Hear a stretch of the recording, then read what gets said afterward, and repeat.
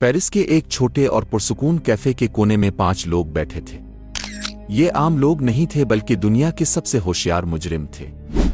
उनका leader Charles, जिसे सब ओ घोस्ट कहते थे, अपने 20 साला करियर में कभी नहीं पकड़ा गया था। इसके साथ मारिया, जाली दस्तावेजात बनाने की माहिर, एवान सैफ खोलने का माहिर, राज टेक्नोलॉजी का जादूगर, और इलीना, जो किसी भीड़ में गायब हो सकती थी।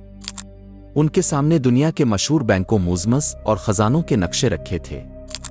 आज वो एक ही चोरी नहीं करने वाले थे, बल्कि एक ही वक्त में कई बड़ी चोरियां करने का मंसूबा बना रहे थे। उनका मकसद दुनिया की सबसे होशियार और कामयाब चोरियां करना, जिन्हें कभी कोई समझ ना सके।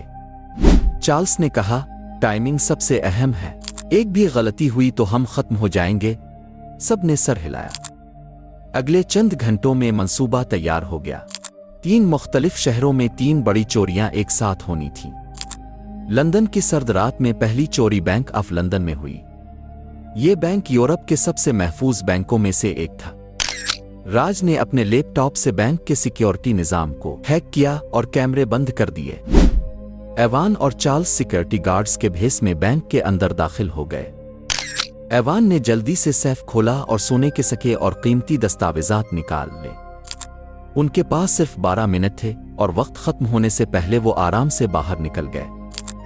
इसी दौरान पेरिस के लवर म्यूजियम में इलीना और मारिया अपनी चोरी कर रही थीं। इलीना म्यूजियम में होने वाली तकरीब में मेहमान बनकर गई थी, जबकि मारिया म्यूजियम की मुलाजमा के भेस में सिक्योरिटी का निजाम तोड़कर कीमती पेंटिंग निकाल रही थी। मारिया ने बड़ी महारत से अलार्म बंद किया और असली पेंटिंग की जगह एक नकल लगा दी। दोनों चोरी मुकम्मल करके आराम से बाहर निकल गईं। टोक्यो में आखिरी चोरी होनी थी, जहां चार्ल्स और एवान ने डायमंड एक्सचेंज को अपना निशाना बनाया। राज ने पहले ही सिक्योरिटी निजाम को हैक करके सबको मसरूफ कर दिया था और चार्ल्स और एवान ने कीमती हीरों को लेकर इमारत से निकलने का मौका हासिल किया। चंद घंटों बाद सब अपने महफूज ठिकाने पर इकट्ठे हुए।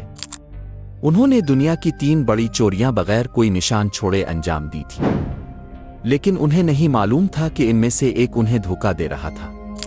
मारिया, जो जालसाजी की माहिर थी, दरअसल इंटरपोल के साथ काम कर रही थी। इसने पुलिस को पूरे मंसूबे के बारे में बता दिया था। पुलिस ने जल्दी से उन्हें गिरफ्तार कर लिया और उनका सारा मंसूबा धुरा का धुरा रह गया।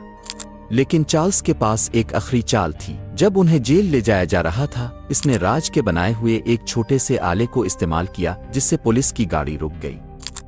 इस मौके का फायदा उठाकर एवान ने सबकी हथकड़ियां खोल दें और वो रात के अंधेरे में गायब हो गए। अगली सुबह मारिया को चार्ल्स का आखिरी पैगाम मिला, तुम एक घोस्ट को शिकस्त नहीं दे सकती।